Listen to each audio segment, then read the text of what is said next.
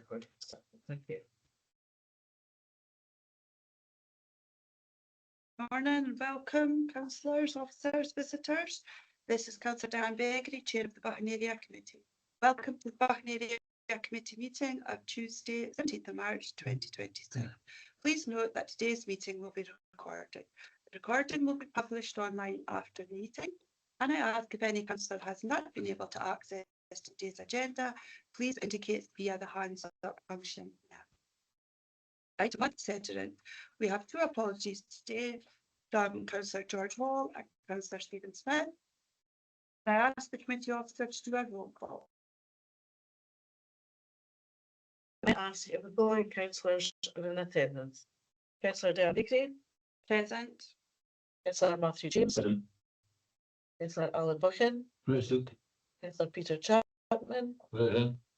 Councillor Jeff Cruzen, Yeah. Councillor Leanne McCooney, Here. Councillor Hannah Powell, Councillor Anne Simpson, Councillor Colin Simpson. Present. I can also confirm that the following officers will be in attendance this morning: Madro, Buchan Area Manager, Kirsten Sullivan George, Solicitor, Sally Wood, Senior Planner, Gordon Campbell, Engineer, Scott Copeland, Principal Engineer, Anna Thompson, Team Leader, Malcolm White, Team Leader, Chris Menzies, Active Travel and Strategy Development Team Leader, and myself, Teresa Wood, Area Committee Officer. Thank you, Chair.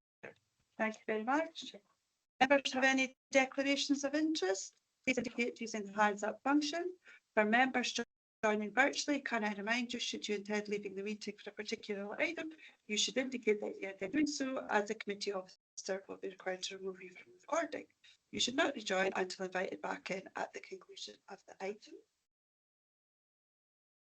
I have a transparency statement for item 5, as I know Mr. Finney from his attendance at meetings that I chair. These are work-related meetings, therefore I have no interest to declare, therefore I will take part in this application. I see no indications. Thank you. Item 2A, Public Sector Equality Duty Guidance. Should any member not agree with the guidance, please indicate via the hands up function. Item 2B, Resolution. Should any member not agree to take item 8 as exempt, please indicate via the hands up function. Members, before we make a start, I have two good news stories. Scotland's Business Awards, Aberdeen City and Shire Show 2026. Magic Coffee and Food won Best Eatery, and Brandon Innes, 1-to-1 Box and Coaching, won Best Health and Fitness Business. Both can now go forward to compete for the national awards at the grand final in Glasgow in November. Congratulations to you both on this fantastic achievement, and we wish you the best of luck at the national awards.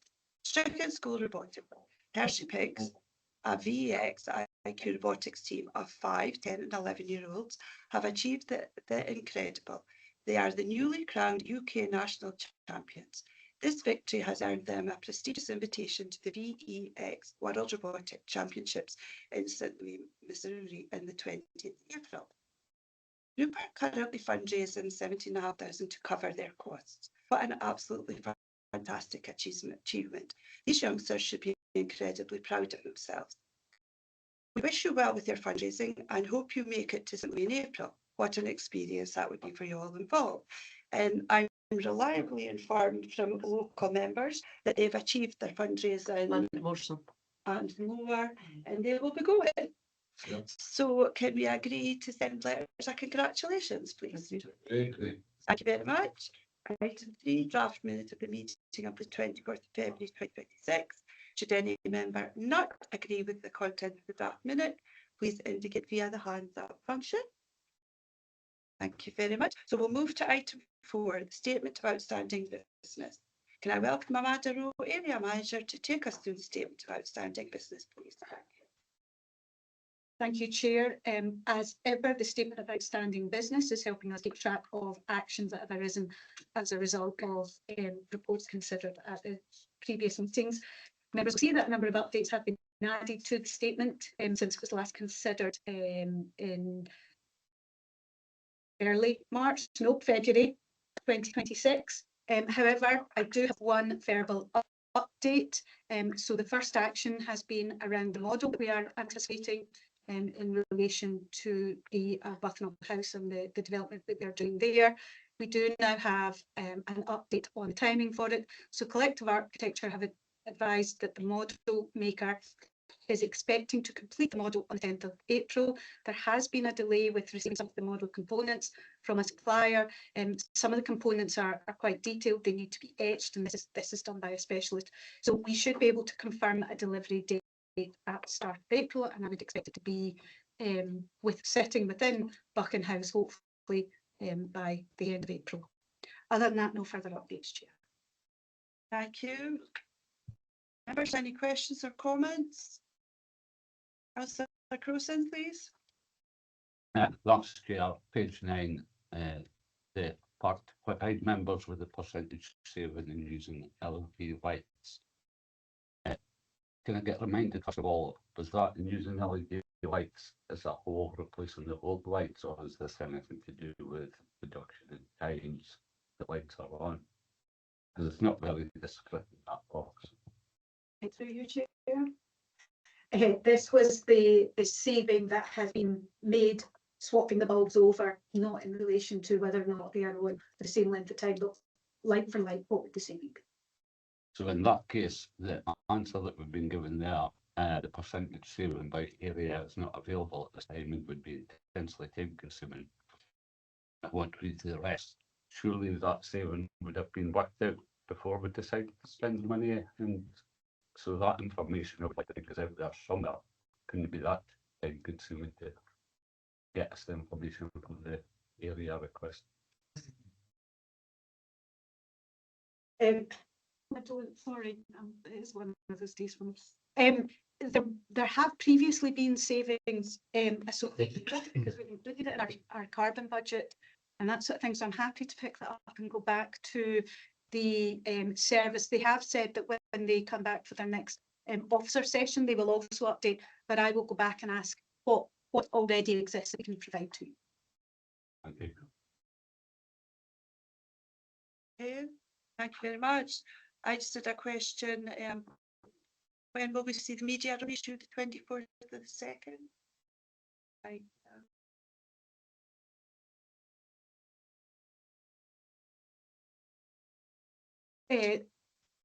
Chair, I think that has been shared with the Chair and the Vice Chair by Ken Duncan, but I will confirm. Please, thank you.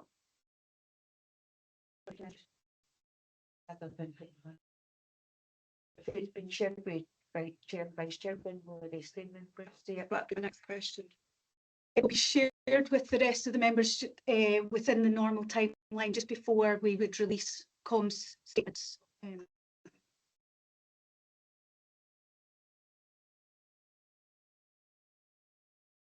Okay, I see no further indications.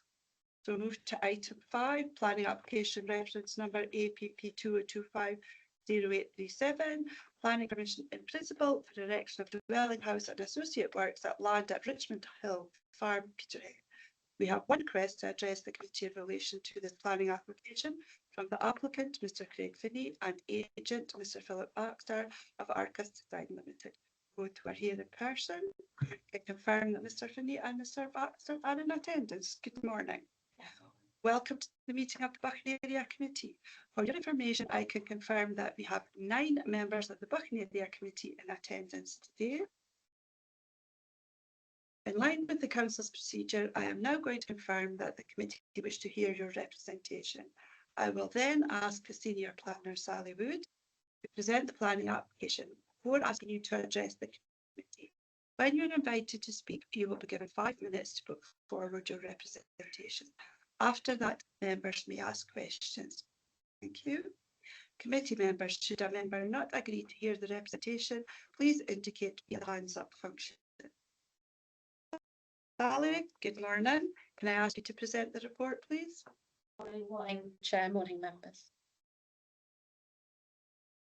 So this application seeks planning permission in principle for the erection of a dwelling house and associated works on land at Richmond Hill Farm in Peterhead. The proposal is before committee following consultation with the local ward members, and the recommendation before you is refusal. The site lies approximately 170 metres west of the Peterhead settlement boundary and with an area of woodlands that is included within the National Forest Inventory. And the site lies within the accessible rural area. The proposal is presented as a retirement succession house in relation to an agricultural holding, with the applicant, the successor, indicating that the new dwelling would be occupied by them, while the retiring party would remain in the existing dwelling house at Richmond Hill.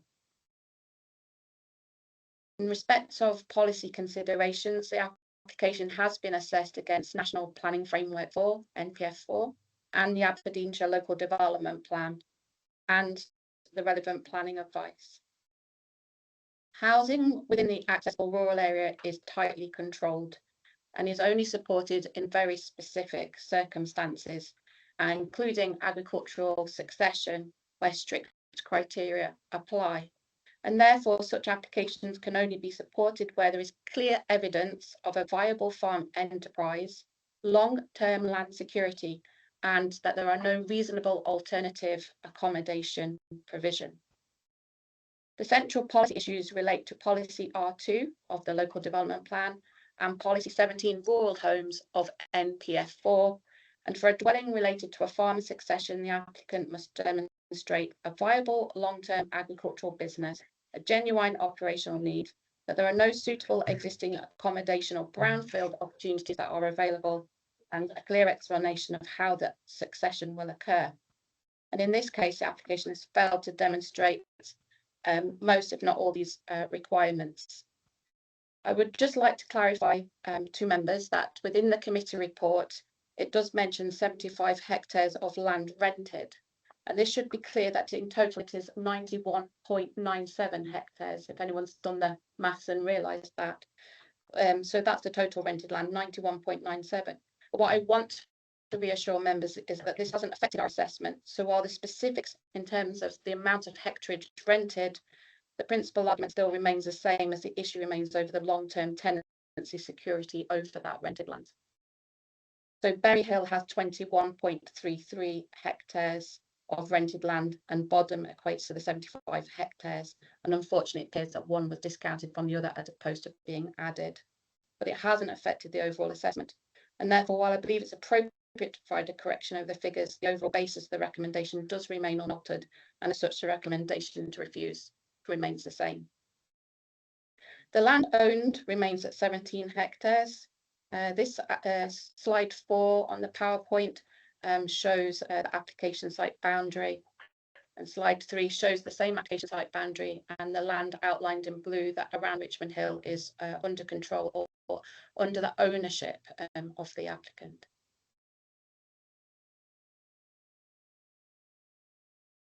The land owned remains at 17 hectares. So Berry Hill has 21.33, as I say, and Bodham has 75. The land owned remains at 17 hectares, that hasn't altered, but around 6.3 hectares of that is woodland, and 9.1 hectares is allocated for commercial use in the Local Development Plan, Opportunity Site 6. I'll show you that shortly within the slides. The land at Berry Hill, which is 21.33 hectares, the supporting information advised that it's been rented for 10 years. But in response, there is no detail of any sort of future rental security in that regard. And the land and the other rented elements at Bodham, which is sites D, E and F, which I'll show you again in the slide shortly, some 75 hectares. Again, there's no detail of sort of future rental security on that. And indeed, some of it has relied on sort of yearly rental agreements. So the farm enterprise relies heavily on the rented land, 91.97 hectares. And this, as I say, 75 at Bodham is on short-term or yearly rental. So the remainder at Berry Hill, which again, I'll show you mark A, has been rented for a decade, but no sort of future security. The planning advice clearly outlines that we do not support approving a permanent dwelling under the succession policy if the land to which the agricultural enterprise relates is not owned by the applicant unless the applicant holds a 1991 Act tenancy or a limited duration tenancy. And we've not received these details to confirm this or indeed what the long-term security is. And of the 17 hectares of owned land, a significant proportion is woodland, which is identified in the National Forest Inventory, which is around 6.3 hectares. So that's about a third. There's also, on terms of the owned lands, a large area allocated for commercial development, and that's some 9.1, so that's just over half. It's allocated to commercial use, and the supporting statement, which referred to viability in respect of labour calculations, states that the report has been made on the basis of the information provided by the applicant. And that supporting statement in terms of labour viability makes reference to an overall requirement of labour based on 109.13 hectares of grassland, which is the total amount of rented and owned land. It states that grasslands for grazing, silage and hay. But in analysing that, it's clear that a portion of that is woodland and a portion of that is zoned for commercial uses, which under the planning application reference referred to within the planning report, APP 2014-3265, there are areas of hard standing and several shipping containers located within the site. So that does raise some validity concerns over the supporting statement which accompanies the application, whereby some of the land is not grasslands, but is actually commercial hard standing and woodland. In addition, there's no business plan or detailed accounts or detailed supporting information that's submitted to provide that evidence of viability. There is an accountant's letter submitted, which, whilst identified as being confidential at the request, it doesn't meet policy requirements for demonstrating the long-term sustainability or indeed how the farm has been operating over the last 5 years, and it omits a lot of detail. While the planning advice refers to sort of 50 hectares may not need that sort of level of detail, because of the dubiety over the rented land here, it is reasonably expected that we should have that information, and it hasn't been provided to date. The council's, again, own planning advice, as I say, doesn't support permanent dwellings if there's sort of no long-term security over that tenancy. The application also fails to evidence that other accommodation options have been properly considered. Members note that the applicant must demonstrate that no suitable accommodation exists within the local area and that there are no brownfield land or brownfield opportunities available. The submitted sequential assessment does fail to fully explore these options. Properties within Peterhead immediately adjacent to the farm and a clear brownfield site within the applicant's control has been discounted without full appropriate justification. It's a key requirement given the nature of new housing being sort of restricted within that accessible rural area. Peterhead does lie immediately adjacent to the farm's holding, and again I will show you that on this slide, and it's considered that the properties haven't been meaningfully considered or discounted. The supporting statement does make reference to needing to be on the west side of the A road to avoid travel, but given the extent of the identified land holding, the location of the fields would mean travel would be necessary in any case, so that kind of does cause concern for the planning service in respect of assessment. And even when considering the own land, there is a section near Dam Head Way, which is some distance away and would involve travel as well on the other side of the A road. In addition, there is a brownfield opportunity which appears not to have been considered. It is shown within the applicant's control. It lies closer to the farm hub than the application site itself. It lies adjacent to the agricultural buildings, and it appears not to have been fully assessed within the submitted sequential approach accompanying the application. That brownfield opportunity avoids the woodland constraint. It would cause no loss of formal identified woodland, bearing in mind the application site is on the Scottish Forestry National Woodland Inventory. And the brownfield opportunity does comply in principle with the development plan. So using that sort of brownfield site opportunity doesn't negate the need to provide detailed information on succession and viability because it complies with the policy in any case. The supporting statement has not referred to this site. In fact, the supporting statement says there are no brownfield sites in the area that can be developed by the applicant, but the planning service would advise that the site has been included in the calculations for grazing land. It's shown in blue, which highlights it's in the applicant's ownership. And it is a key requirement requirement, given the restrictive nature of new housing and accessible rural areas, that all options are explored. And this opportunity is a brownfield site which complies with policy, irrespective of any succession policy. So as a result of all that outlined, the application doesn't meet the policy test for agricultural succession, and therefore the principal element is in conflict with the development plan. Turning to siting and design, notwithstanding the principal issues that have been outlined, the application site is fairly substantial, and it is located within that mature woodland area and would involve tree loss, quite significant given the size of the site. When there's no compensatory planting proposed or biodiversity enhancements under this application as lodged. While the Natural Heritage Team has advised the planning service that both could effectively be conditioned, the first presumption in the development plan is to retain woodland, and only if there are national or significant community benefits that the benefits outweigh the loss would we then consider the loss of that woodland, and indeed we'd also be looking for details of the compensatory planting as well. As there are alternative house sites, it can be argued that this is not the only location to accommodate a dwelling, and as such the applications failed to satisfy that threshold. But notwithstanding that, the details of compensatory planting couldn't be conditioned in any case without quantifying the loss, the value of the wooded area, the actual result of the development, proposed loss with visibility space and things like that. The application site itself is 4,500 square metres, and the location of the land for the compensatory planting has been submitted. There's no tree survey, which again quantifies the value or the loss. And it's really important to have the details of compensatory planting because the suitability of any site identified needs to be carefully assessed. There's other matters that the planning service would need to consider. It's not limited to, but it includes things like the land ownership details of that area of land, the planning history, are there any sort of live or extant permissions or allocations, checking of any other constraints, and also just to make sure that the site hasn't already been counted for compensatory or biodiversity and net gain. So there is a lot to consider there, which is why we don't condition those matters. The site requires the creation of an entirely new road access as well, rather than utilising existing infrastructure, which does further erode the woodland area. And these factors mean that the application does not comply with the relevant policies contained within the development plan, both local and national, relating to woodland, landscape, and sort of siting concerns.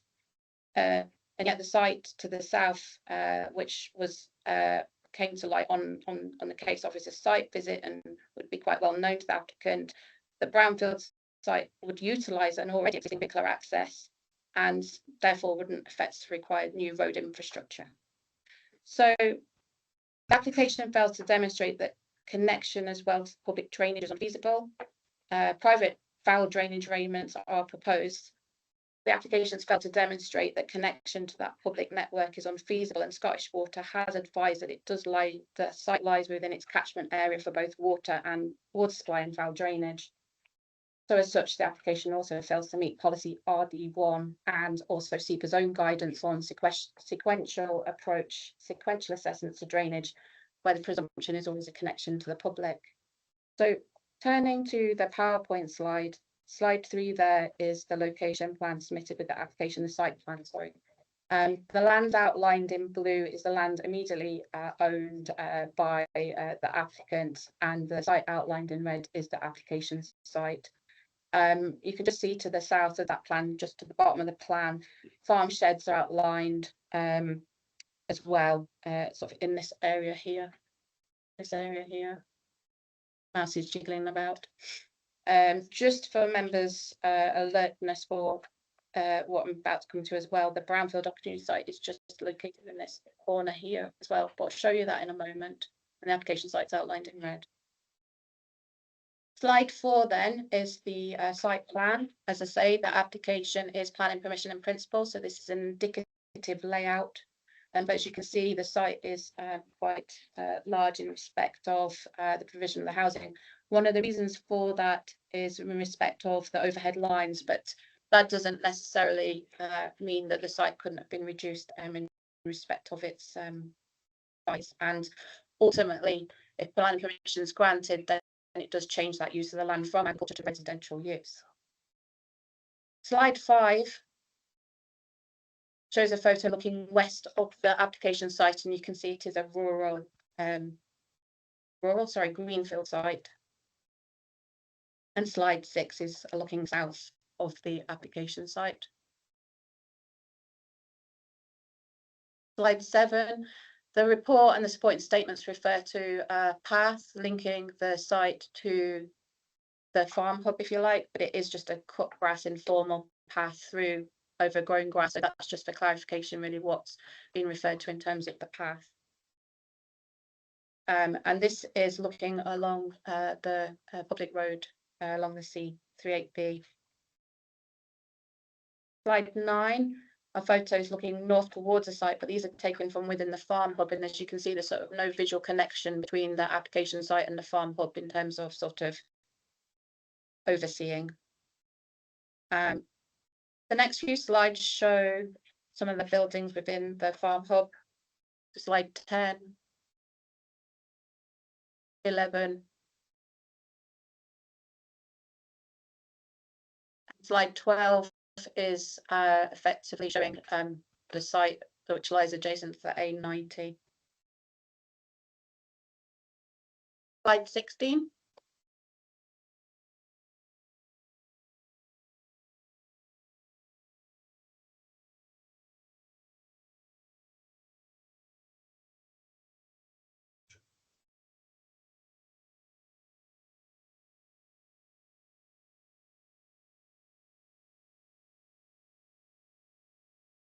So I think we're synced on our laptops and the hub now. I'm just conscious that it's quite a lot of noisy background, so I was waiting to. Slide 16 is a photo of the brownfield site just south of the farm hub, which is shown to be an applicant's control highlighted in blue on the submitted documents. Slide 17 again shows the access track in front of that brownfield site opportunity, which is highlighted in the applicant's control submitted as part of this planning application. In terms of the land owned, are we on the same slide, members? 17. Yeah. Thank you. Slide 18 is a video of the brownfield site and the access track.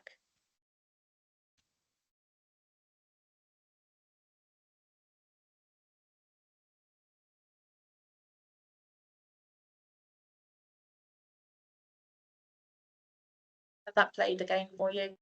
Yep. Thank you. Slide 19 refers to the land owned by the applicants, B and C. It's highlighted in green on the plan submitted with that planning application. It's understood that cumulatively both those sites total 17.18 hectares. Site C forms part of the opportunity site 6, reserved for commercial land in Peterhead, of which some development has already commenced in that site, which totals 9.1. So doing a quick maths would suggest that the land around Richmond Hill is 8 hectares. The site is to the north here as well, and there too.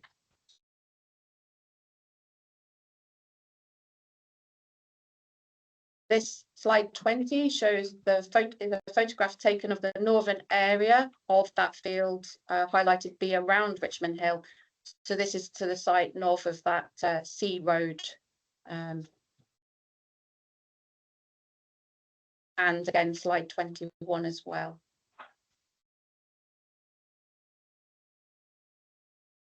Slide 22 shows the application site boundary outlined in red, and shows the OP6 lands, which is allocated within the local development plan, of which some of the land, as I say, has already been developed for commercial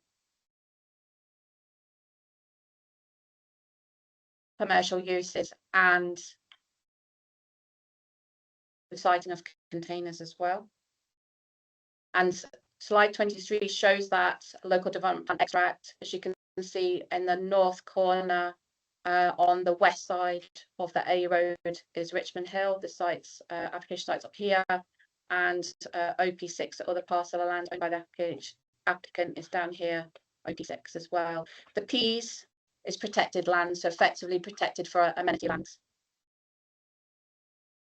Slide 24 photographs of that opportunity site 6, which is the area identified C in the ownership map, and as you can see, the area of hard standing. But I'm also informed as well that there are containers, shipping containers on that land too. So then moving on to the rented land, it's effectively identified as 4 parcels here, but it's effectively sort of 2 geographical areas. So one is identified as site A, Berry Hill. This is the one that we understand has been rented for 10 years, but there's sort of no indication of sort of that long-term security. And it totals around, apologies, 14 hectares. And then D, E and F is the land at Buchan, and that's on a short-term rental with no evidence of long-term, and that totals 77.7 hectares. Slide 26 shows application site, the location of Richmond Hill House. This area here was where the farm hub was identified. As you can see, there's no visual connectivity from the site to the farm hub. And then the brownfield site, which was that sort of domestic building that you were shown, is located there. It is sort of free from any constraints in terms of forestry constraints, and actually has a sort of better connectivity to the farm hub. And the access basically is along here in respect of there already being a vehicle access, as you saw from the videos and the photographs. Slide 27 is an extract from the local development plan. Shows Richmond Hill on the west of A Road, and as you can see, the black mark there, the heavily black mark, is part of the Peterhead settlement. So the site does neighbour it, but it's not within it. And again, there's no sort of indication of a shortage of houses or anything like that either. And indeed, the sequential approach to sites hasn't fully considered the sites, bearing in mind that the land is located in different areas, but also with the brownfield opportunity site as well.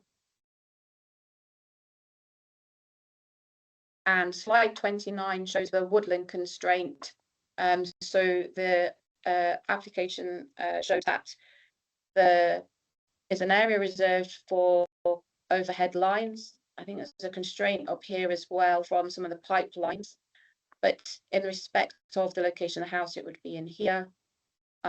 This access is through woodland. There might not be any trees because as you saw there was a cut path, but still is considered woodland, and it's to provide a link to down here. And this, again, just for confirmation, is the brownfield site that you've highlighted, which hasn't made an appearance in any of the supporting statements submitted in support of the application. So in summary, the proposal, the application fails to demonstrate a viable and policy compliant agricultural succession case. As aforementioned, the rented land makes the majority at 91.97 hectares, but there's no detail of the security over that land. Indeed, there's reference to some of the land at bottom being rented on an annual basis, and it's on review as well. That's submitted in the application. Of the owned land, 17 hectares, 9.1 is within OP6, allocated for commercial land, which is use classes 4, 5 and 6, and some 6.33 hectares is forestry.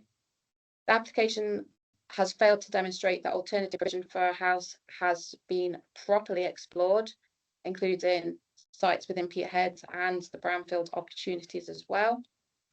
The size of the site is significant. Overall, it measures 4,600 square metres, as shown on the submitted plan, which would remove, if supported, all that land sort of from agricultural use. It results in the unnecessary loss of woodland with no compensatory woodland measures identified. it fails to meet the requirements for siting design servicing as well in respect of private foul drainage, the size of the site, and sort of its remoteness in terms of overlooking of the farm hub. And as such, it is considered to be contrary to both the National Planning Framework for and the Aberdeenshire Local Development Plan. And it's for these reasons that the recommendation is to refuse planning permission in principle for the 5 reasons cited within the committee report. Thank you. Thank you, Sally. Apologies for the to and fro in a wee bit here. I'll try to find out what's going on as well.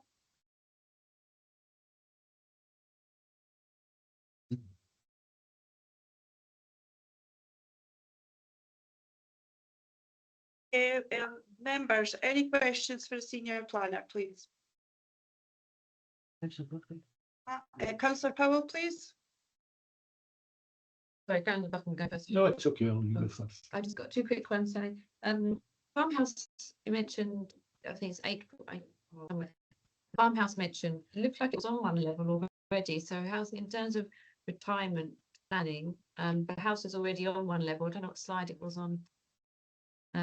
The report anyway mentions it that largely farmhouses are on 2 levels, but the photo indicated it looks like it was all on 1 level anyway.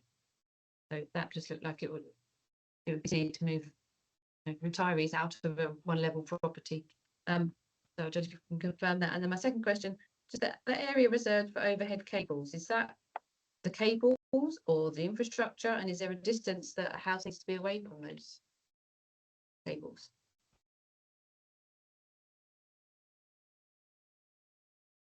Oh, yeah, I know. I keep going to the mic. Apologies, I was trying to remember the first point with the house being single story in nature. That can't confirm because we don't know the details. It may or may not be floor accommodation in the upper floors, but whilst it's referred to in the report, I think the main reasons for See on the slides. I think the main reasons for that is typically that it's expected that the house is closer to the hub. Generally, the house that the retiree resides in is closer to the farm hub than the house that's sought to be erected. And typically, I mean, it's got a single story there, and typically it would be expected that the retiree would go into the new house because of generally the proximity to the farm hub and providing a house that sort of meets the usual sort of accessible standards in terms of building standards. So, for example, that doesn't look like a house that was built in recent times. So often doorways and things like that can be narrower. So it's really just catering for future needs. But in respect of members, if they, we would never sort of force that a person had to live in a specific house if the arrangements then changed for the successor to live in the new house. But it is usually typically encouraged because of the location and because of the style and size of the house. And in respect to cables, yeah, I just wondered if there was a distance. The site looked really close to the area reserved for overhead cables. So we don't typically consult in terms of for overhead line provision because depending on their nature and whatnot, they can be relocated, as a sort of civil agreement.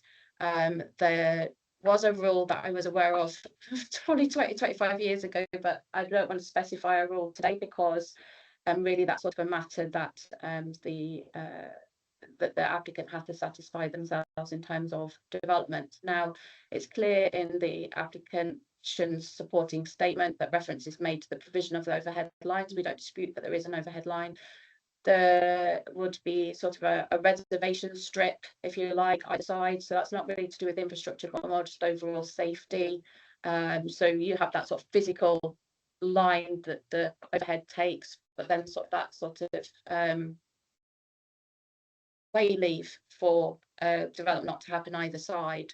But that doesn't really negate the sort of size of the site or the configuration, in the sense that it obviously includes that area of land as well.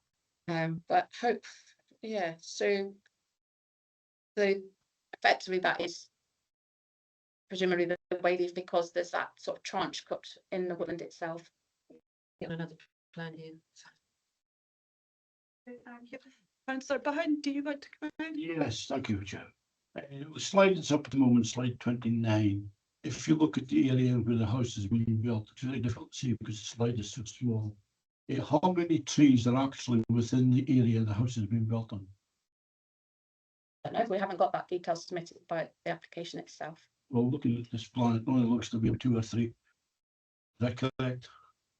I can't comment, but if you're specifically asking about woodland loss, is that what you're asking? Yes. Well, it's the woodland itself, the loss of the woodland itself, not the loss of the number of trees. You're not losing the whole woodland within that area. You're only losing 2 or 3 trees. It's the loss of the woodland that's of consideration, not of how many trees. So when you're looking at woodland compensation, you're not counting how many trees, you're looking at the area of woodland. Trees for the woods, yes. Now, slide 3.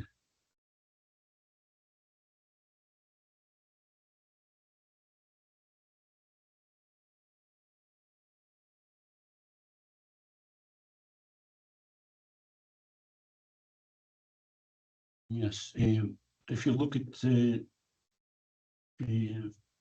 buildings to the west of the site, how many houses are within that area?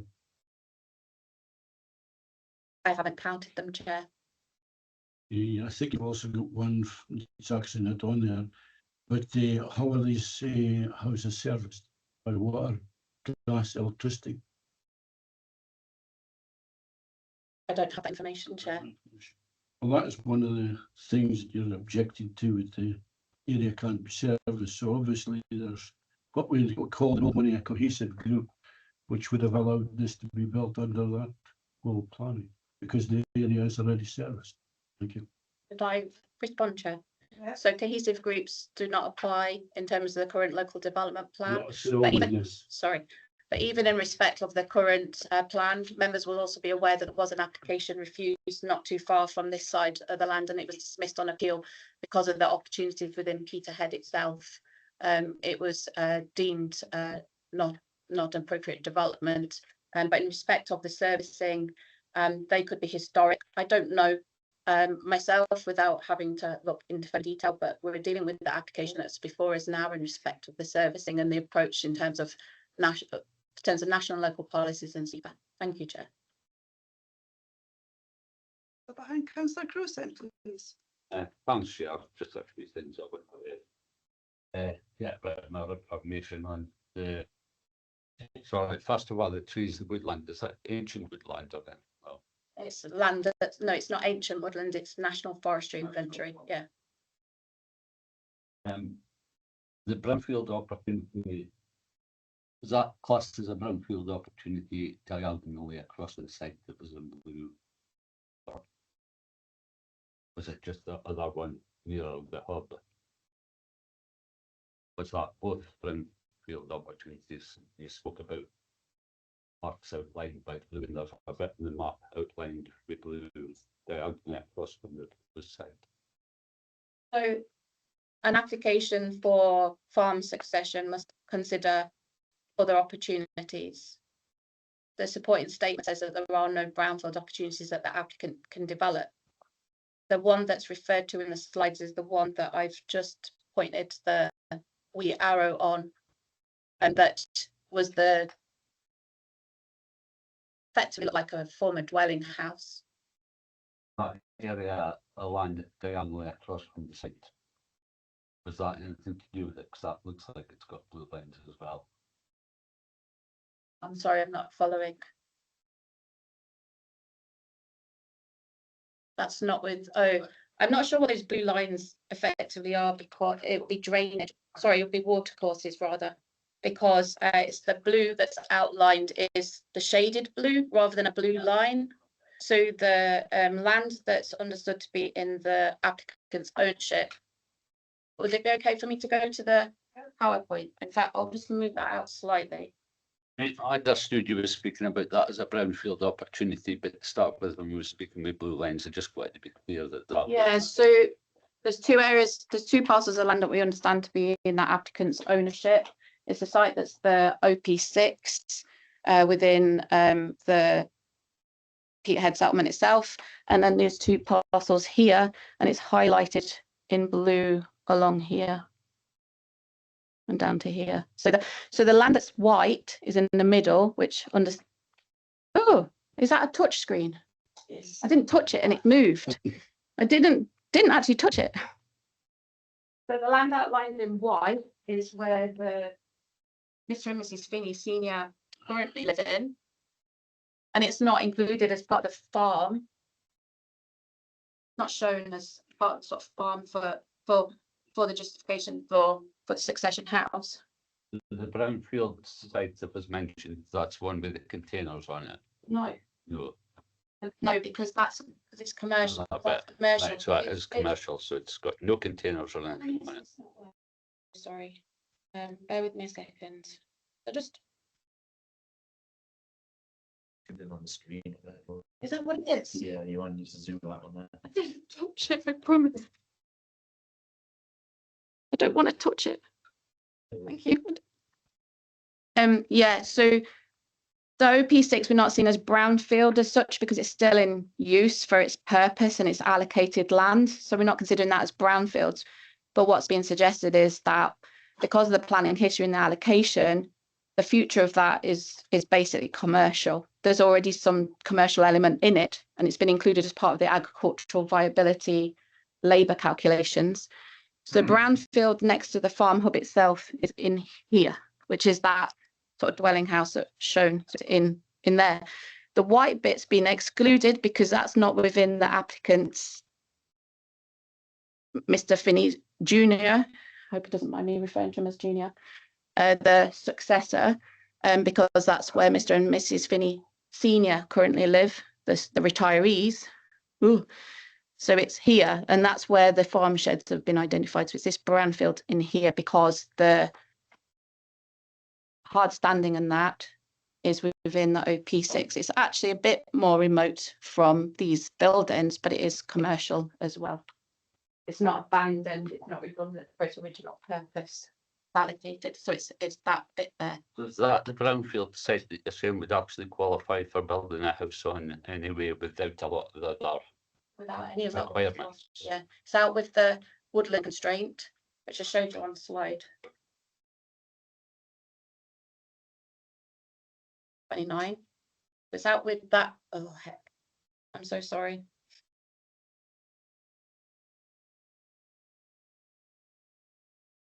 It's moved as well. But you can see it on there, sorry. So yeah, so it's out with, because this bit again can highlight to you in here. So it's out with any woodland. Right again. Right. Sorry, Which one is it? You're saying? in here. Okay. Can I ask you to sit down? Yeah, pointing if she's standing there back to me.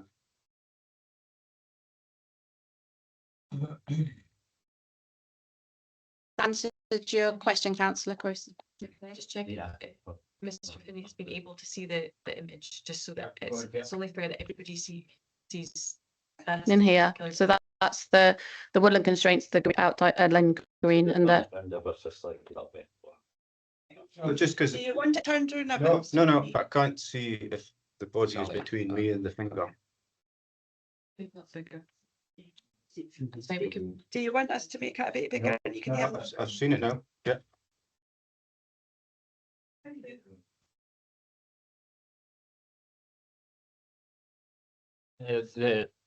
The path that's being referred to as a path, so is that a path? Is it not a path? It looks like there's no trees, like it's been a path, or maybe an old road, track road or something, it's grown over and sort of a clear definition of what's a path. Of the path.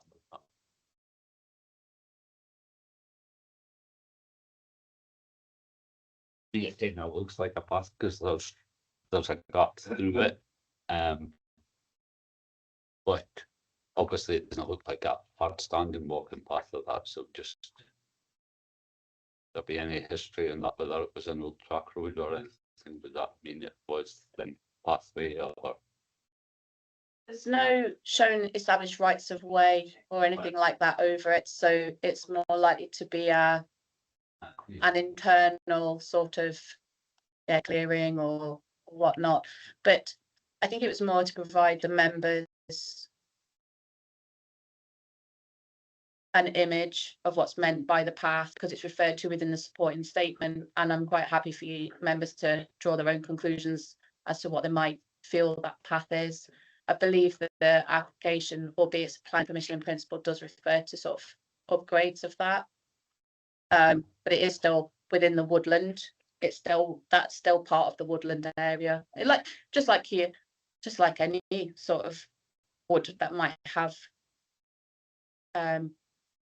rights through it, if you like. But I would say this one was more sort of private in terms of sort of a amenity, but it is on the Scottish Forestry woodland inventory. So I'm allowed to ask so because this is a request for planning commission in principle, that is details, how much of that reasons 1 to 5 could be conditioned, just so I could sort of look at the ones that can't be.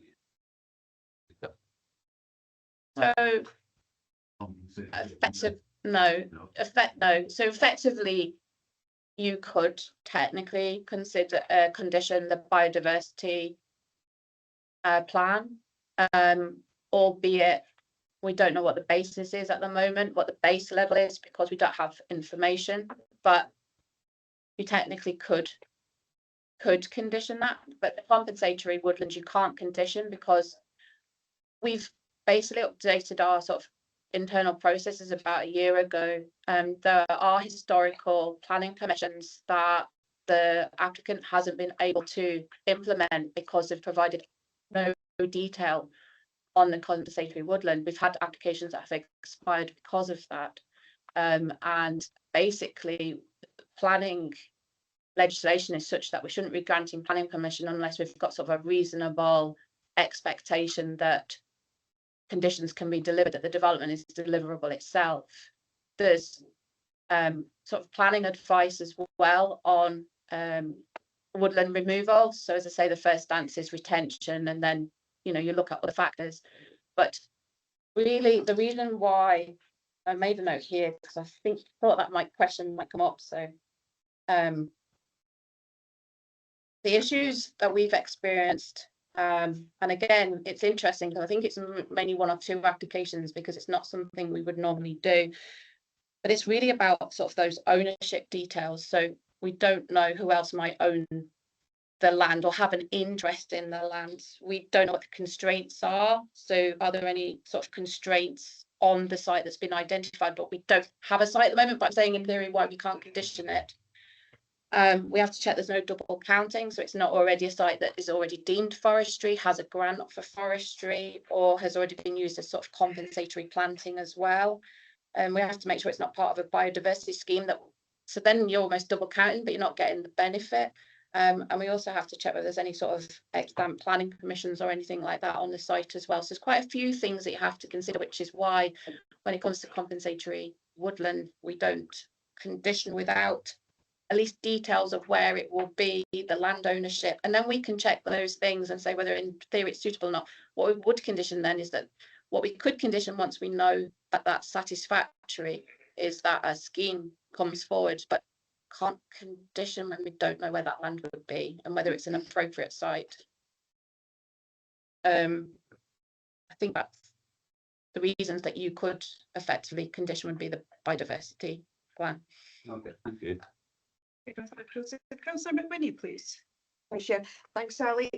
This is probably a stupid Latin question because I've got myself totally confused. But he says in slide 3 that the existing farmhouse isn't included in the area. I'm just a bit confused and I'm trying to work out how to explain this because I am just genuinely confused. How can it be farm succession, a new house for farm succession when there isn't a house there already because it's not included? I imagine that's really to do with the nature of succession, if you like, in the sense that Mr. and Mrs. Finney will be looking to retire ultimately. And that element of the property, if you like, doesn't form part of the farm holding itself. So although it's a a house associated with the farm, and that's where they've used to manage the farm, it technically isn't necessarily farmland. I think there's been some storage in some of the buildings as well, looking at some of the photos and from the site visit too. But effectively it's not part and parcel of it because it become effectively their domestic home. And then so you're looking then at sort of the agricultural land, if you like, rather than that element is really more sort of domestic. But it doesn't mean that there isn't some form of ownership overall, if you like, that remains in the Finney family, but it just means that that bit hasn't formed part of the overall calculations or formed part of the assessment, because they may, from inference here, not be in that applicant's ownership, as in Mr. Finney successor. No, sorry, what I think what I'm really confused though is this not an application just for a new house as opposed to a succession house, given the fact that the farm doesn't have a house anymore? That's a bit is confusing me. No, we would assess it as a succession Right, farmhouse. Apologies if I didn't understand that. Yeah, I don't understand it myself, if I'm being honest, but it's we just would- confusing We me. would assess it as succession farming, irrespective of that sort of blue line or not. Crowson? Sorry, it was just a quick question in the back of that, but just for clarity, so if that house isn't actually considered part of the business, does that mean to say that there could be some other house built, because as a business you can get planning for a house to go with it? I'm not speaking about necessarily in the place that we're talking about, but just for future reference, if you like.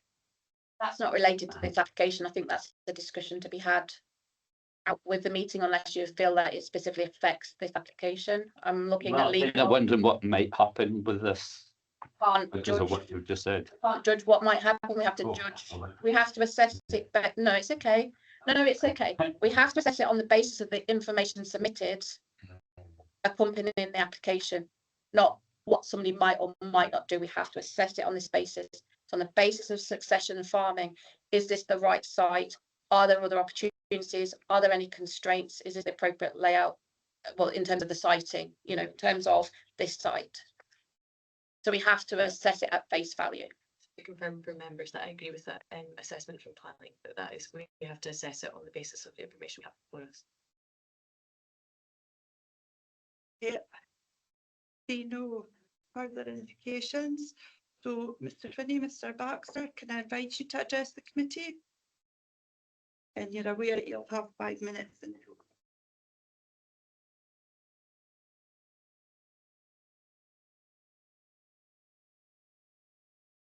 Thank you, Chair, for allowing myself and the applicant Mr. Finney to address the committee. Item 2.3 mentions part of the farm being on allocated commercial land. Just to clarify, this allocation was not promoted by the applicant at the time. He has no intention of developing this site as commercial. Regards item 2.6 of the committee report, I am unsure of the relevance of quoting past planning history on land that is out with the client's land ownership, as he has no control over this. In respect of item 4.5, and although there are many trees have been planted in the area with great biodiversity and benefits, we would have been happy to provide a compensatory tree planting proposal if we asked for by the planning department. West for compensatory tree planting was first discovered in this report. Compensatory planting could be conditioned on the blue site area. However, as Councillor Buchan stated, there is very minimal trees coming down as a result of the proposal. Regards items 6.14 and the viability of the farm, I will pass this to my client to discuss after my address. With regards to item 6.16 and the succession dwelling being for the applicant and not retiree, I've already explained to the planning department due to the long and convoluted length of the existing farm road, which passes close by the doorstep of Richmond Cottage and also passes through the narrow gate pillars of Richmond House, which are listed as not suitable for modern farming practices with associated large farm vehicles we have nowadays. We therefore have proposed the new farmhouse to have direct, unobstructed access to the farm. This would improve the accessibility to the existing farm hub and remove farm vehicles from passing by other houses and damaging important structures. Surely a benefit to all. This item 6.16 also makes a statement which suggests that the existing farm is not adaptable for the needs of individuals due to it being constrained in respect of door openings, room sizes, and staircases. Putting that it is like many other farmhouses. I'm not sure where this assumption came from, as Richmond House is not a traditional Buchan farmhouse, but it's in fact a listed built in the 1800s, single-storey house with large rooms and large doorways. Mrs. Finney Senior don't want or need to vacate it as it is perfectly satisfactory and adaptable for their needs and close to the farm hub and their neighbours. This information is confirmed in Historic Scotland's website as being a single-storey building. Regarding item 6.20, then the possible availability of adjacent properties within Green Acres estate, we have noted to the planning department this would not be feasible or ideal, as it would mean crossing the bypass. The applicant and his father both want to stay close to the farm unit for ease of running the farm, especially when emergencies arise. As the proposed dwelling literally sits on the edge of Peterhead settlement and in many cases sits closer to the surface of Peterhead than many other houses in the Green Acres estate, is it even appropriate in suggesting this as an alternative? I would also note that in item 6.42 of the report, it states that the application is compliant with policy 15 local living and 20-minute neighbourhoods. Regarding item 6.22 and the disused building mentioned, it is not shown within the red line or the blue line of the applicant's control, contrary to what was noted. If we could, I'm not sure if we could, Sally could bring up slide, is it that slide there? Can you zoom up? You just had 5 minutes for your presentation. As it's important, can you zoom up onto that derelict building you referred to? See if it's in the blue line. The blue line goes right about the derelict building, so it's not within the applicant's application site owner control. In any event, having a dwelling house to this site would just retain the existing substandard access to the farm. Item 6.23 again mentions a planning approval on brownfield land that is out with ownership of the client that may be suitable for a new farmhouse. I don't see why this is brought up, as it would only be happy to buy the plot, would even if it was even available, but he would also have to locate far away from the farm hub. This would just add unnecessary expense and inconvenience to the farm cost, but affect its viability. Why would a farmer want to spend money on buying a plot far away from the home when they don't want land nearby? It would also be out with the 20-minute neighbourhood, and so going against the NBF4 policy, which quite honestly seems to be the case when this possible site proposed. 1 minute. Mr. Finney Senior and Junior both wish to be close to the hub for ease of running the business and eventual transition. The site is well screened with mature landscaping. There are no neighbour objections to the proposal, and I'm assuming that it's only because of the benefits of relocating the existing farm road and traffic away from the houses. We were never asked to justify looking at public drainage, and from my experience of development of the Wester Clarkhill development, there isn't any public drainage nearby that would be viable to connect up to the dwelling. To sum up, as proposed, it is a viable farm unit and sits adjacent to Peterhead. We feel that these proposals are in line with the new Scottish planning policy NPF4 and so can be supported. I pass you on to Mr. Finney. Thank you. So we've only got about 30 seconds, question. Chair, my understanding is that it's at your discretion whether or not you allow additional time according to the scheme of governance. So I appreciate it is 5 minutes that are allotted, but it's at the discretion of the chair whether or not you allow additional time. So Mr. Finney, a couple of minutes, please. I moved to Richmond Hill when I was in primary 3. I was sheep bought immediately. I started the process of bringing over grown land around it into order. Cattle were bought for a retirement route, but Lochside Farm along the road. So I would say that it's 43 years I've been farming at Richmond Hill.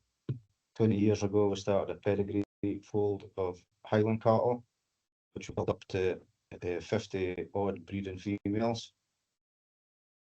we had a target of 70 to 80 breeding cows with retaining females.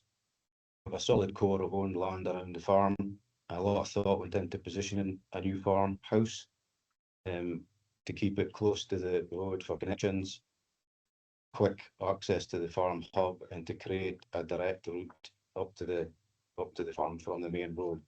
The current road swings past neighbours. You're driving past with 40 odd foot of 30-ton machines about 3 feet to the front door. It's not really ideal for operation with modern machinery. This has been put into the thing, so I'll skip to the last bit. Yeah, I find doubts as to whether I'm a farmer or if it's viable hard to understand. Cattle numbers show the scale, the labour report show the operation. The fact we've been doing it for 40 odd years surely confirms it is viable. Anyone who knows this would not be people who would keep doing it if it didn't work. In a world where farming is so tough and food security is high on the agenda, surely we should be encouraged to secure succession and continue to grow the farm and its food production. In addition to the labour report, planners were provided with a letter from our accountant showing that at that point, some point last year, we sold many tons of beef and beef animals, and the total to our revenue of 75,000 at that point. That isn't the whole story of last year's production, because we've kept more heifers than normal to increase the breeding herd. We have a total herd yesterday of 135 head of cattle, plus 2 that were born through the night. The cattle would easily be worth $250,000. We own all our animals, all our machinery, which would be another $250,000, and all our farmland with no borrowing. I'm away to calve 50 odd cows at all hours of day and night over the next while. I just started feeding an 18-ton load. I don't have 2 hens and a donkey. We have a significant pedigree breeding and food producing business. If I'm not farming, I don't know what we're doing. If I'm allowed, just quickly, there's another point we were discussing back and forth there. Videos on the screen showed somebody in my mother's front garden taking videos, then taking here to show to the room. No request for a visit. No permission given to be showing videos of a property. Is that normal practice? I don't think it's legal.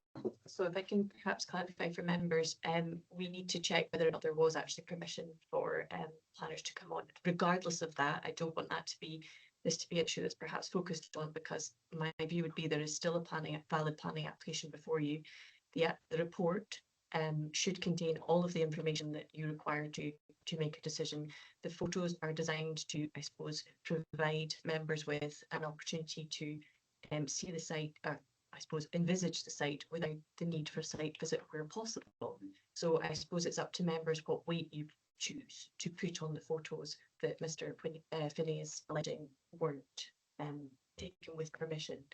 So I suppose I would just caution members to say that there is a valid application for you. The photos are simply to try and give you a better picture of the site. What weight you put on the photos that are alleged to have not taken with permission is a matter for you, but that kind of clarifies the situation. In theory, my understanding is yes, there should have been permission. Perhaps Sally can clarify if permission was actually sought. We have right to access certain sites under investigation. We have the certain rights through the planning legislation. The Richmond Hill Farm house does form part of the background to the application, because at the end of the day it is a retirement succession, and so the site itself as well can be seen from public land. There was no attempt to go into the garden of the relevant house as well. So again, if site visits were carried out, they are carried out in the fact that it's to provide the members with the information to be able to assess the application. If there is a complaint that the applicant wishes to make, the planning service can deal with that out with this committee room today. But it is views that can be seen from public sort of land, and in terms of the camera, but also in respect of making an assessment on the application. It's quite important to look at the sort of entire, because it is based on succession planning. Finney? There would have been, just to be clear, there'd been no problem for there to be a visit and information provided. I understand the need for the information. That video was not taken from public property, it was taken in the walls of the garden halfway along the road towards my mother's front door. And that video has been taken here and shown with no questions or discussion. If there's maybe rights to access to see for the application, sure there is. Pretty sure there isn't to take video footage and show it to people without permission. I wouldn't have thought. Chair. First, So as I've said, the photos are simply part of the planner's presentation, regardless of whether or not permission was granted, and perhaps we can take that up separately afterwards. I would suggest that members have before them in the report the information that the planners wish to draw your attention to, so that is what you should be considering. One last thing. The statement towards the end of the presentation there, that only the application should be considered. That cottage belongs to my sister. It's not in the blue line. The area where the containers are along at Dam Head are not in the blue line. The photos shown of the other hard floor at Dam Head, the picture on the screen is a pile of silage bales. It's within the cultural unit. So I suggest, Mr. Chair, this is supposed to be questions at this stage, so can I perhaps suggest that we've clarified the point, I hope, for members regards the weight that they can put on the photograph. That particular video, I think, is the issue in question. Members can place what weight they wish on that in light of the issue around permissions. But can I suggest that we're supposed to be in questions at this stage, so perhaps we can move on to. okay, if it's we'll okay, move to the move questions. point. And that can be picked up Yes. later, please. Yes. Members, any questions for Mr. Finney or Mr. Baxter, please? Councillor Buchan. Yes. The viability has been stressed heavily. Do you have any other businesses in the local area? yes, And I presume they're very successful as well. there's Trees. The planning has been unable to say how many trees will be felled. Can you give any idea how many trees will actually be felled within the site? I've not counted them, but the area for the site was chosen because it took advantage of the existing clearance due to the overhead cable and the natural break that would form the road that was formed between presumably the conifer planting and the broadleaf planting. So however 0.8 acres the overall site is, which includes that road up to the farm, the proportion of it that has actually got trees is minimal. And if they were cut down, I think you would struggle to get a ton back of logs. So biodiversity has been mentioned. Is it all Highland cattle that you're dealing with? Now, I must have on my thing, I've got a short-horn bull and a Simmental bull. We did a degree of crossing, so we made cross short-horn cows. The Simmental bull one of them. Got another short-horn bull to make more short-horn cross Highland cows. So there's pedigree of a quality that there's semen being exported to America and Australia from our lines. And there's fully commercial cross beef cattle. How many Highland cattle do you have? Of the 135, there's 15 cross cows and 10 cross calves, so another 35 minus whatever that is, 25. Over 100 Highland cattle. Yeah. If the business stopped, would you think that the Highland cattle in particular loss of would increase or decrease the biodiversity in the area? Decrease.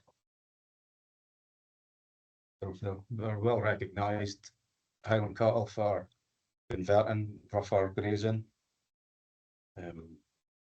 into beef and into more productive grasslands for carbon sequestration. So, say we get less biodiversity back in the business, yeah. The last one is the public transport. Do you ever use public transport, or do you ever see a need for public transport from the area? No. You, councillor Chapman, please. Yeah, I just want to clarify this. There was a lot of weight meant on by the planner on this brownfield site. What exactly are you saying about that brownfield site? You don't own that brownfield site, is that what you're saying? Well, firstly, it's not an application. It doesn't matter, it doesn't matter if it's an application, it was a big part of the presentation, so just answer my question, who owns that site? My sister. So you have no control over it? No. Thank you. You. So a question, for either Mr. Finney or Mr. Baxter. There's been a theme from both yourself and the planner that there's been questions asked and there's been no responses provided.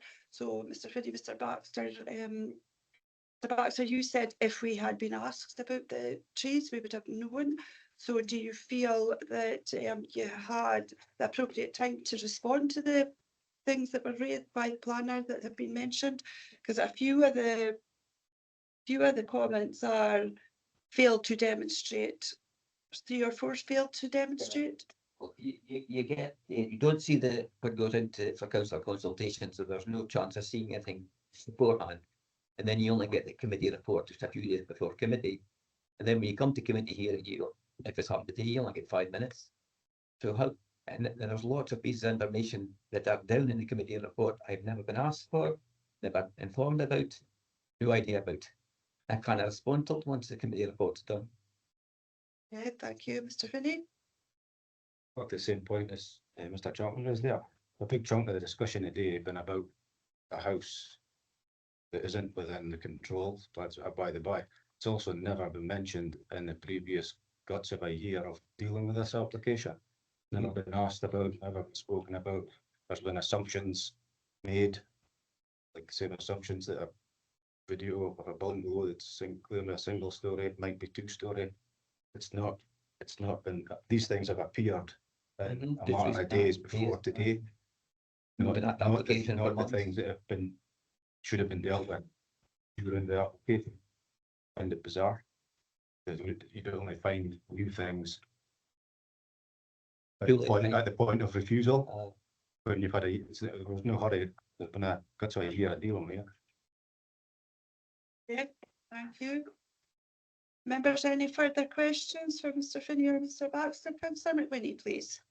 I'm just wondering, did you use the pre-application, I don't know what it's called, you know the thing where you can ask them, do you think this will pass, this will fail, before you went into this? No, we So didn't. you wouldn't have been, I suppose, given what would have been needed to get. And then I normally do a lot of pre-apps because you just get like a standard response barcode and certain policies, and usually what you find is if you submit the whole detailed application, you can find out better what you're getting. But unfortunately, in this case, I still didn't find out everything I was getting. Thank you. Chair, possible. Thank you. Can I perhaps ask the planner, Sally, to clarify the process that has briefly, as brief as you can, the process that has been gone through, get in light of the alleged situation here that they haven't provided the information. Can you perhaps clarify for members what exactly happened at the initial stages of what dialogue the planning had with? Yeah. So I can confirm that pre-application advice was not sought, but the process is sort of separate out with the determination of a plan application, which would be determined against the relevant policies. The applicant and the agent were the planning service offered additional time for the submission of details, and that detail has been assessed, and as a result it failed to demonstrate compliance with the development plans. We're not here to keep going backwards and forwards all the time for every sort of iterative of details. We have to assess the application made on its merits. We always try and provide an opportunity for our applicant to submit through their agent any additional information, but we have to assess the application that's before us. Is there an opportunity? Yeah, that's it. Thanks. Okay, thank you very much. Yeah, I see no indications. Mr. Finney, Jeff, councillor Crowson? That's fine. Sorry, it's just for the sake of having a, so would there be any correspondence, evidence showing that the applicant's been asked this or evidence or technical, would that be? There is correspondence between the agent and the planning service and the planning service and the agent. That's all I can say. That isn't, that strictly speaking, relevant to what you are being asked to consider the application. The report sets out what has, in the planning services view, hasn't been provided to satisfy the policies. So that is the position that you should be looking at in terms of policy. Yeah, it would have been important for me on when it comes to discussion and decisions. A little bit understand what your feedback was about that. Okay, thank you. Tiffany, Mr. Baxter, thank you for your representation. Thank you.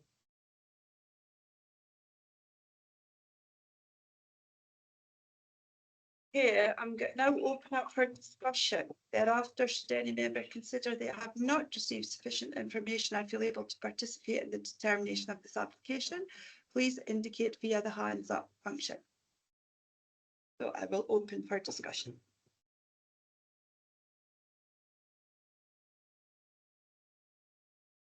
Mr. Powell.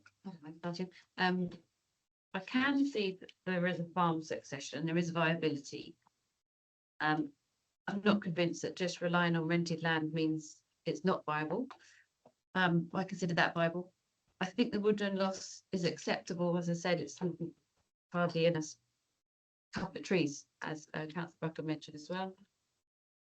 We talked about public infrastructure. I think and it was made clear to me that current access is not suitable. Therefore, the reason for putting it the other side of the woodland, because first of all, I thought similarly, well, that's quite far away from the farm hub. Is someone just trying to get a house here? But it makes more sense now. We can see that the current access is not suitable. So therefore, putting it at the other end. Yeah, move that. So that was, and then also Councillor Buchan asked about the current services and the houses. So therefore, it would possibly mean that NPF4, the local living, which product is that one? R2, is it? The 20-minute neighbourhood one. What else? In my discussions, I was just thinking, so that is relevant now, and they are compliant with that if we're looking at the other houses along that road. Just my thoughts, but either way. Okay, thank you, Councillor Powell. Any further for discussion? Councillor Buchan? Yes, I would agree with Councillor Powell, but just adding this is a very niche farming business. Probably Councillor Chapman knows more about farming than I do, but if you look at the rare breeds across the country, horses, sheep, in this case Highland cattle, it takes a great deal of dedication to go into that part of farming, because it is probably the least lucrative part of farming, and you've really got to put the effort in to make that type of farming pay. And we should recognise this is a local person putting in a tremendous effort to bring into fruition what we would call a nice rural area, where you're looking at Highland cattle, which we'll probably not see for 10, 20 miles in any other direction.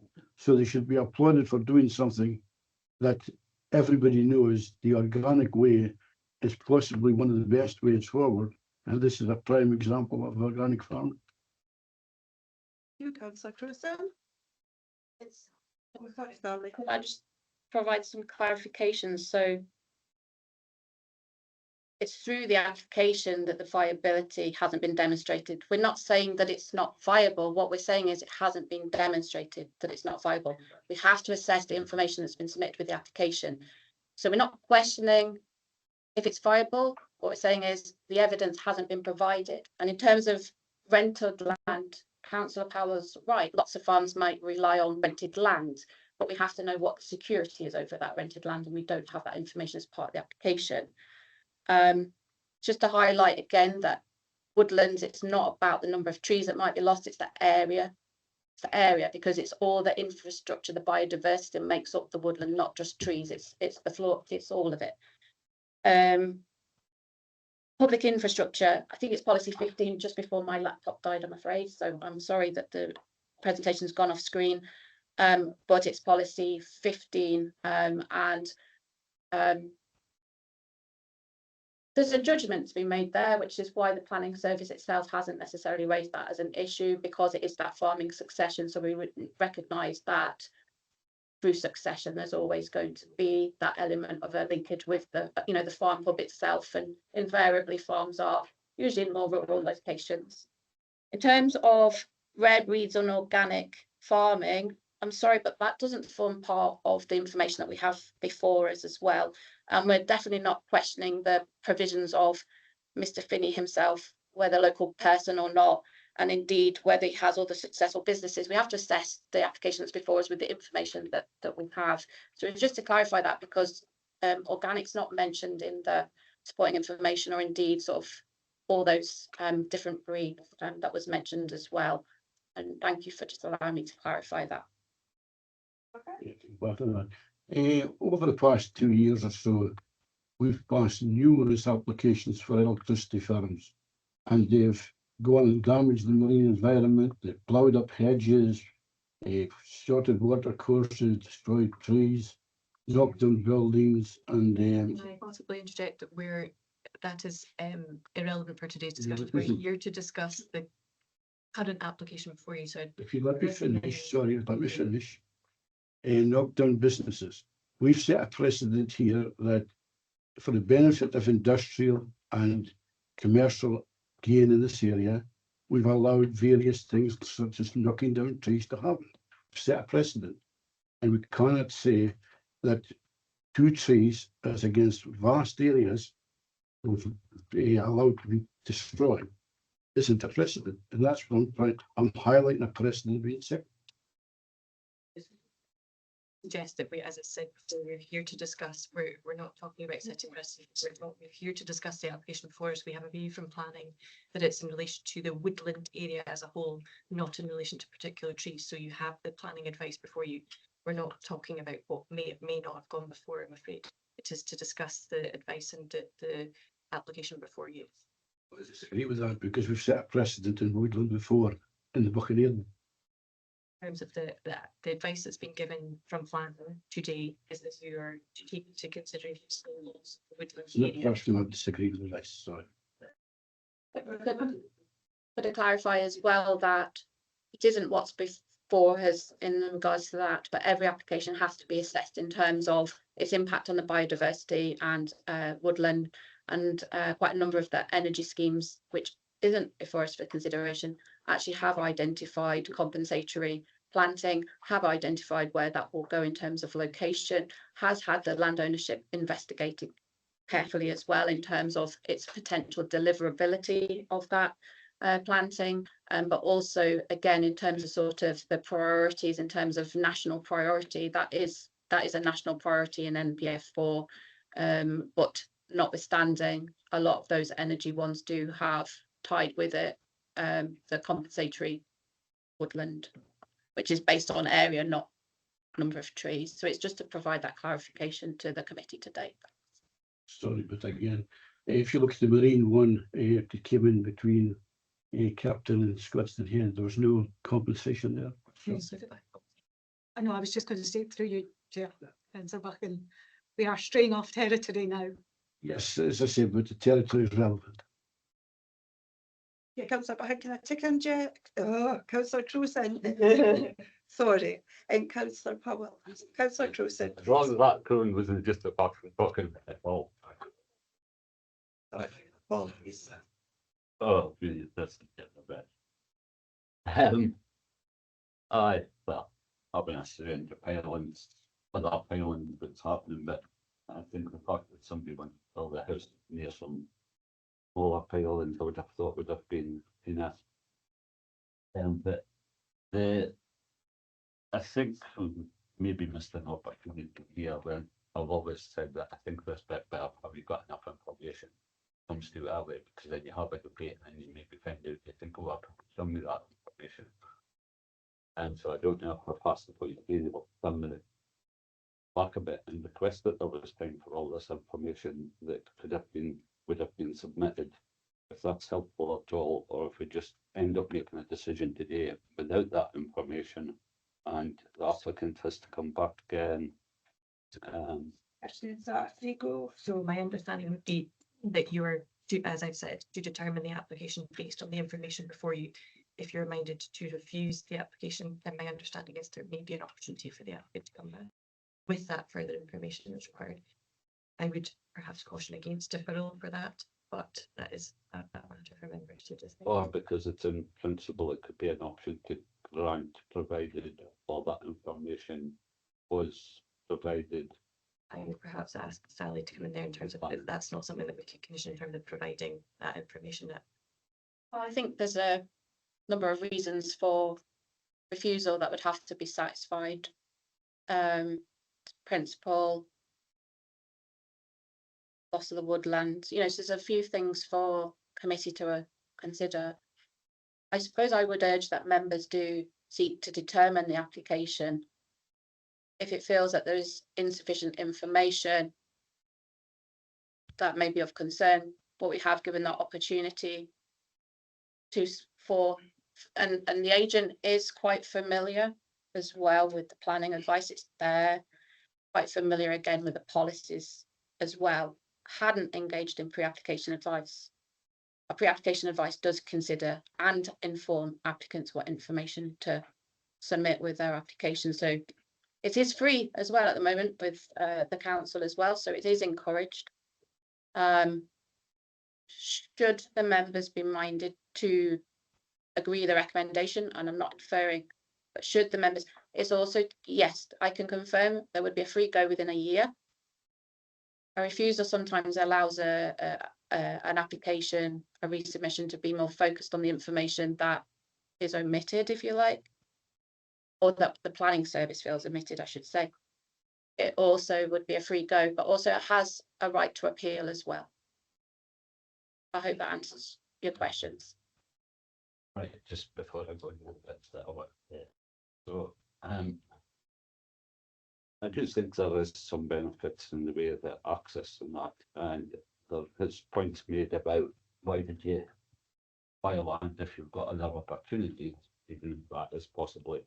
There's questions over the rented land and things, and I believe it would be a viable business, and that there's a lot of flats there for mission. But when we get into the woodland and that, I do think we've got to look at the potential that if there's a bit of woodland taken away, that the compensatory planting isn't just done, but also that the design of the building isn't done in such a way that it can be beneficial. Even if we have to sort of look at passive house plus standards and things where it's actually putting something back in. I feel as though this plan and sort of stick on being able to build something that it won you the settings, and I do sort of worry about the rural opportunities, but that's never for me to decide. So I think there is a lot of information that we could have had along that point for it, and a couple of other things. The connection, I believe it is well connected. And I think that's something that sort of takes a serious either when it's succession farming, because the connection is between the farm and they quite often have their own produce, so massive freezers or stocks of stuff, you can see them through periods and that makes sense. But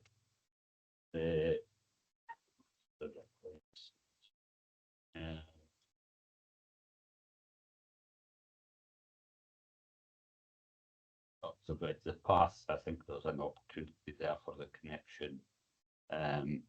Other suitable accommodation, I think that sort of stretches a bit far and expect somebody to go off in dinner area altogether, and that this is farmers and farmers' children that are used to the farmland living sort of thing. So one part of me sort of supportive of it, but I do believe there's a lot of information that should be put forward as well. So it's just a discussion. I'm not saying one way or another. Yeah, we're still in discussion. So Councillor Powell? No, in light of the photos and the video not being taken, do I put site visit on the table so that it can kind of get parity and access and permission? Just for discussion. So my understanding would be that you would have to take that decision now in terms of before you move to declare a view one way or another. You would have to take a decision as to whether or not a site visit would be something members would want to consider. And that would have to be, if there's a disagreement, voted on before we then proceed to putting forward a motion amendment. So the decision around site visit would need to be taken now. Members. Councillor Powell, are you proposing a site visit? On the rooms. Can I just clarify, was it just the video that was withdrawn as opposed to all the? Well, my understanding was it was simply the video that was the issue from Mr. Finney in terms of the access to All the other photographs. the photographs are. So if members feel that they are able to place weight on the application without that particular video, then that's up to you whether or not you still feel that site visit is required. Just the video that's in. Come back to it. Councillor McWhinney? Thanks, Chair. I've just got a couple of queries that I think have been answered. The viability, I appreciate it's been going on for a long time, it's what, 10, 15 years, whatever. But the fact that the majority of the land is not in their control, I don't see how we can say it's viable. All it takes is for somebody to say, you're no longer using my land. Maybe not going to happen, but we've got no control over it. That bit really does concern me. The other thing is trees. We don't know how many are getting taken because we don't know the size of the house. So it could be 3, it could be 10, could be 20, we don't know. And Jeff was talking about, I can't say the word compensate, that word, everybody knows what I'm trying to say. That's the one. But we've got no record of what that intention is going to be. It could be planting 5 daffodils, it could be planting a whole forest. We don't have that information. I don't know how I can not take the recommendations until I've got answers to them. Does that make sense? I just need member to be clear that we cannot be I know, I'm not making a decision. Make decisions before, if there is a possibility of a site visit, that must be I suppose addressed first before we go any further. So can I ask, is there an appetite for members to have a site visit? I don't know what we would learn. If I'm being perfectly honest, I don't know what we would learn from a site visit. Okay, so the site visit's off the table. Councillor James? Yeah, thanks, Chair. I find myself generally agreeing without taking any positions, but hearing what Councillor Crowson said, in 2 minds with this. There's a lot with the application. I think it makes sense from a viability point of view. I think I can understand the reason we've got this application before us. What I'm struggling with is that we are, and it's quite a frustration that we seem to see ourselves in quite a bit here, is that we have information that's being suggested at the point that we're asking questions that's not forming part of the application, it's not forming part of the pack in front of us. And if it was before us, we'd be perhaps discussing something differently. And it is a frustration that we have gaps that perhaps potentially could be filled. We don't know, or whether or not the information that is available, could be available, would help us, wouldn't help us, because it's not before us. And that is a big frustration. And I don't know where it is in the process that this is going wrong, but don't particularly enjoy having situations where we're asking questions of agents that are having information available to us that is not forming part of the application. So there's something quite right here. So I do find myself just in general discussion of, lining up stuff with what Jeff's saying, is that there is potentially merit in this, but I'll leave it at that just now. Okay, do we have any further comments, questions? Okay, Councillor Chapman? Yeah, can I just say, I mean, we've spent an inordinate amount of time on this plan, I think, today. Far too much, I would suggest. The there are questions, but I'm very clear in my mind. There are several issues here that don't meet planning. The first one is that normally the new house is for the older generation to go into, and that's not what's going to happen here. So that's one issue. There is an issue about the viability, in that there is no, as we understand it, no security of tenure over the rented land, so it could disappear fairly quickly, and therefore the viability of the whole business would disappear. We addressed the brownfield site, but you know, we're right on the edge of Peterhead here, and there will be numerous alternative houses within half a mile, I would suggest, would come up over a period that could be suitable to buy, and therefore I'm very much inclined to support the recommendations and for these various reasons. It's a motion. That would be my motion. Motion is by councillor Chapman. Legal. Yes, thank you. Can I ask you to kind of, I suppose, or can I just check with planning that they're happy that that's those valid material considerations that we raised? I think that's a valid motion from my perspective. My understanding is that councillor Chapman is moving to accept the reasons for refusal cited in the committee report, which then wouldn't provide justification because it's the basis of the committee report. That would be exactly correct, yes. Okay, thank you, councillor McWhinney. I'm happy to second councillor Chapman. Again, for the same reasons councillor Chapman has already stated and what is in the report. Okay, thank you. Do we have councillor Howell? Are you proposing an amendment? Yes, I would like to propose an amendment. You, carry on. For the reasons that, so under policy 17, I think the farm is viable. Like Mr. Company said, it's been going 43 years. We heard from the accountant's letter as well. Also because I think under the ALDPE 2, which the woodlands, I think woodland loss is acceptable. The site doesn't have any trees or very minimal. But if we were to have to put a condition to plan in under NPF 4 policy 3, a bit of compensatory planning, then maybe we could put that in recommendations.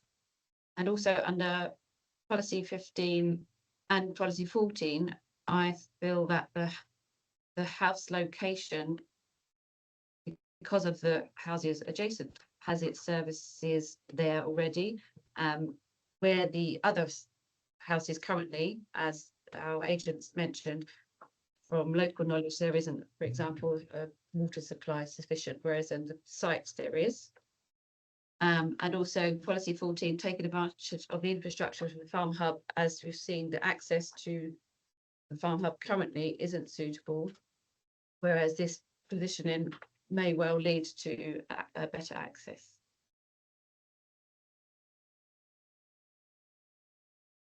Yeah, so if I can just check, councillor Howell, that if I've picked up correctly, that you're moving for it to be a departure, granted as a departure from policy. That's my understanding. That It's it's my difficulty, because I am disagreeing with some of the decisions, for example, saying that there needs to be a biodiversity net gain and there's woodland loss. I'm disagreeing with that. yes. So recommendation, my but understanding if is that you're moving for it to be granted as a departure from the policy, and that there are material considerations which you have outlined. Yes.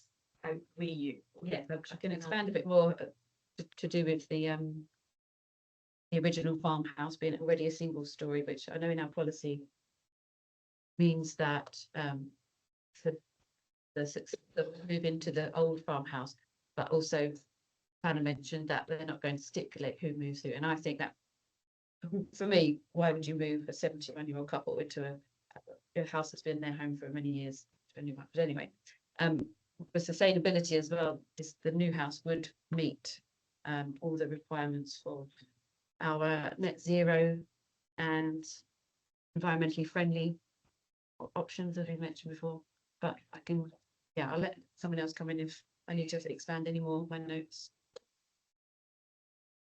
I'd just like to seek a view from planning in terms of the material consideration that it's a frame as a departure from policy. I didn't pick up how many years you mentioned as well, the farm. 43. Okay. So I think one of the challenges is you started with saying you think the farm is viable, not that it is, you think it is. And then how many years, 43, when the accountant's letter says 15 to 20 years that they've been accounted for. It doesn't say, it just then says we've been the accountant, Mr. and Mrs. Finney's accountant for many years, but doesn't say how many they are been operating as a business. I think you then perhaps mentioned there is loss of trees. There isn't loss of trees. There is loss of trees, but it's minimal. So I'm not sure whether there is or isn't loss of trees. And I think you also mentioned about policy 3, which is the biodiversity in relation to compensatory planting, and your recommendation to include that's a condition, and we can't include it as a condition. I think that, and then I think there was an assumption about policy 14 and 15, house location, houses adjacent services, they're already there. Well, we don't know what those services are for those houses adjacent. And then you mentioned that the agent has local knowledge that the water supply is sufficient, but we weren't querying the water supply being sufficient because Scottish Water have got no objection. There's no objection relating to the water supply. It's acceptable because it's connecting to the public supply. I think the issue was regards to the foul drainage, for which we can't comment on the existing houses, but that's the application. Comments really that the services are there, the 6 houses opposite, it's going to be electricity and water and. So my understanding is that Councillor Powell wishes to move this application, to grant the application, because in her view, it is a viable part of business and therefore complies with. So I was just trying to clarify whether or not it would be granted as a complying with, or whether or not it would be granted, although it's a departure and doesn't comply. I was just trying to. It would have to be a departure. That's what I originally thought. I am so sorry. I thought you were asking for the reasons given. I am so sorry. That's fine. That's fine. I think the material reasons are there to a point. So it was just that it's being moved as a departure from policy as it doesn't comply with the development plan for the reasons that Councillor Powell has outlined, and that there are the material considerations which she has put forward and that outweigh why it justifies a departure. So Kirsten, you're happy? Yeah. I'll bring it in, Councillor Buchan. Yes, I wish to second it. And just a reminder, this is a planning permission in principle, and a lot of these details will be ironed out when the full planning application comes forward. Thank you very much. So if I am minded to go forward, we have got the motion with Councillor Chapman, seconded by Councillor McWillie. Cheers. It's been a long week. I'm so sorry. I'm needing a couple of days. I am. A couple of days. By Councillor to accept the recommendation to refuse planning permission in principle. We have an amendment with Councillor Powell, cited by Kirsten, and seconded by Councillor Buchan. Teresa, can we go to vote, please? Oh, Mia. Councillor Content will move to the vote. Councillor Bigby, Amendment. Councillor James, Motion. Councillor Buchan, Amendment. Councillor Chapman, Motion. Councillor Crewson, Amendment. Councillor McQuinney, Motion. Councillor Powell, Amendment. Councillor Anne Simpson, Motion. Councillor Colin Simpson. Motion. We have 5 votes for the motion and 4 votes for the amendment. The motion is carried to agree to refuse planning permission in principle. So thank you very much, members. So just to confirm that the committee's recommendation to the vote has been to refuse planning permission in principle for the 5 reasons outlined in the report. Thank you very much for joining us. Members, I suggest a short break. Oh, yeah. If we can take a break and then I'm going to have a discussion with Amanda on how we're proceeding next. Yeah, because Because we have people waiting, so we will have a short discussion and come back to you. But please, we will take, so if I can stop the recording. We'll come back. It's Yeah, sorry. I see the other bits. Okay, this is Councillor Dan Begley, Chair of the Buchan Area Committee. Welcome to the second part of Buchan Area Committee meeting of Tuesday, 17th of March, 2026. Considering we have two apologies today from Councillor George Hall and Councillor Stephen Smith. Can I have the committee officers to our roll call, please? Councillor Diane Bakery, Present. Councillor Matthew James, Present. Councillor Alan Buchan,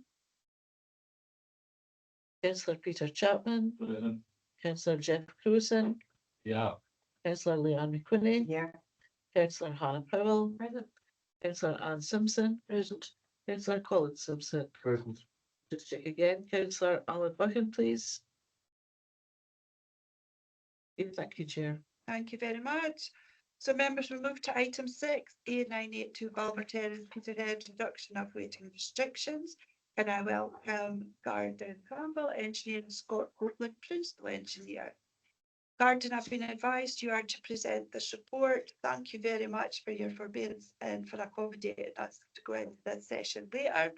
So can I welcome you to present your report? Thank you. Thank you, Chair, and good afternoon, councillors. Today I'm presenting proposed reduction of waiting restrictions on the A982 at Balmer Terrace in Peterhead as part of the introduction of a new pedestrian crossing, and due to which a small section of the current double yellow lines will need to be removed. The plans which have been provided in the report show the extent which will be removed. Police Scotland have been consulted and are supportive of the new measures. Further legal consultations will then take place if approved at today's committee. However, these are not expected to impact on the delivery of the wider project.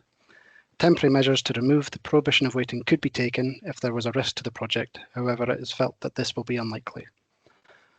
Our projects team are responsible for delivering this project, and as such, Scott is here today to answer any wider questions about the scheme. Thank you. Thank you very much. Members, questions, comments?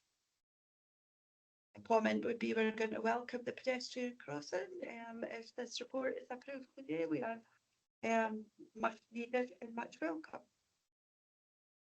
Okay, I see no indications. So 1.2, the committee is recommended to 1.2.1 approve the commencement of the statutory procedures for the making of the Aberdeenshire Council Balmer Terrace Peterhead reduction of waiting restrictions order 2026.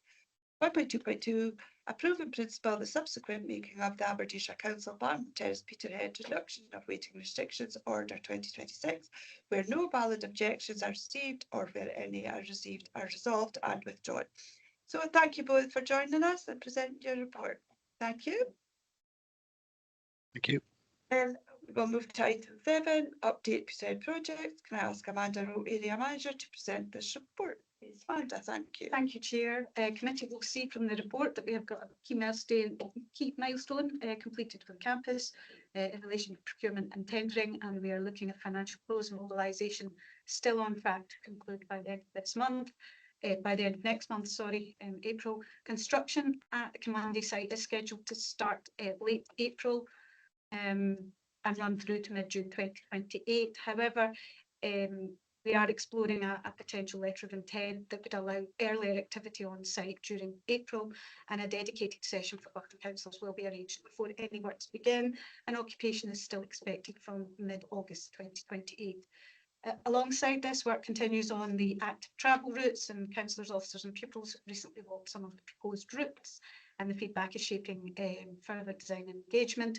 And the transportation team are looking more widely at key junctions and town infrastructure to support safer routes to the campus and town centre. Engagement with Peterhead Academy leadership team continues, and there will still be a wider stakeholder programme of engagement before the end of the 4th academic term, so that's effectively before this summer holidays. In terms of site 2, work is continuing to progress. Options for the future development and the scope of that site is being explored at the moment, and there will be consultation with members, partners and the wider community.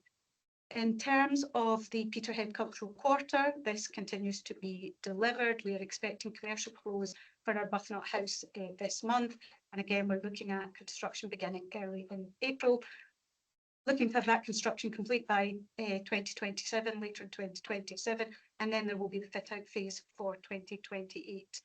There are currently planning and listed building consents being processed, and that includes works to boundary walls, the removal and reinstatement of ceilings and cornices internally, and they are currently open for comments. Deadlines are in March and April should any members of the public wish to make any comments on those. There will be a joint media release when the Tier 1 contractor is confirmed at commercial close, that will be shared with members. There is, of course, the fit out, which has its own funding and timeline, and we're looking at having the Heritage Lottery funding application submitted later this year, and hopefully we would be out to procurement for that next year. And we're looking at the museum being open in summer 2028. We've got engagement continuing across the project, and there has been a workshop for Buchan Area Committee that has taken place, not about choosing a name particularly at this stage, but it was about helping members understand the importance of the name to the delivery and sustaining of the project, and ensuring that we do deliver the socio-economic benefits by having a museum attracting local, regional, national and international visitors. There is about to be library focused engagement commencing, and schools in Buchan are already involved in that, and there will be continue to be collection digitisation and more creative activities as we lead up to the new museum. Thanks, Chair. Thank you. Open it for comments or questions. I'll begin by thank you, Amanda. It's good that we're going to be getting the session prior to the on-site start. It was good to walk the routes with pupils from Meat Hill School and hear their views on the new campus. I'm glad to hear that the South Road roundabout area has been looked at. I see from Peterhead Academy Parent Council minute that they feel they are not being kept informed enough. Also had the same sentiment expressed from Meat Hill School. I note that there's a stakeholder engagement plan before the summer holidays, but the feedback we are getting is that there is not enough information being shared.